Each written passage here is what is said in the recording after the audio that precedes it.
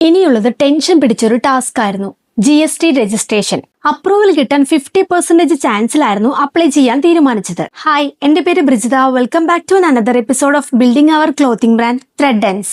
ബിസിനസിന്റെ turnover above 40 lakhs ആണെങ്കിലാണ് GST registration എടുക്കേണ്ടത്. പക്ഷെ നമ്മളുടെ പ്രോഡക്റ്റ് കേരളത്തിന് പുറത്തുള്ള സ്റ്റേറ്റ്സിലേക്ക് വിൽക്കുകയോ അല്ലെങ്കിൽ ഓൺലൈൻ പ്ലാറ്റ്ഫോം വഴി, അതായത് ആമസോൺ, ഫ്ലിപ്കാർട്ട് അല്ലെങ്കിൽ സ്വന്തം വെബ്സൈറ്റ് വഴിയോ ആണെങ്കിലും 40 lakhs എന്ന ലിമിറ്റ് ബാധകമല്ല. GST നിർബന്ധമായിട്ടും എടുക്കേണ്ടതുണ്ട്. അതുകൊണ്ട് തന്നെ ഞങ്ങൾ അപ്ലൈ ചെയ്യാനായി ഒരു ഏജൻസിയായിട്ട് കോണ്ടാക്ട് ചെയ്തു.